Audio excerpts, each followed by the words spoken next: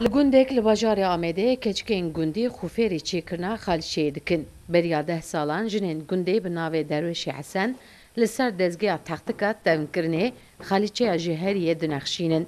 Ji bo ku ev ke neşopiya gund bidome, qemeqamtiya navçeya Nav Sûrê piştgirî dide keçika û xalîçeyên ku çê dikin distîne an jî ji bo wan difroşe. Mamosteya keçikên hosteya Xalîçeyan amaje pê dike ku keçikên gundî hem ferî hunereka desta dibin hem jî perê xwe bi dest dixin. Burada kızlara halı, el dokuma halısını öğretiyoruz. Em li vê derê xalîçeyên ji herî çê dikin. 10 keçikên ezeb vêga di kargehê de ferî çêkirina xalîçeya dibin. Perê xwe jî bi xwe bi dest dixin. Her sal bi dehan keçikên gundî di vê kargehê de hunera xwe derdixînin pêşberê me. Karışık sipariş olan da var, değil de var, yani karışık.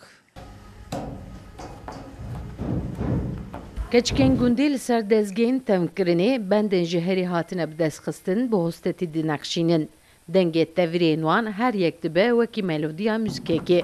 Keçik modelên Xalîçeyan cur bi cur çê dikin û nexşên ku li ber wan jî bi bendên ji heriyê ji pezan hatine bi destxistin reng bi reng dixemilînin.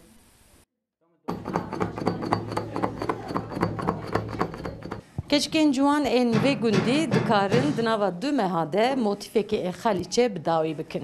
Sevda Kaplan, Kurdistan TV, Amed.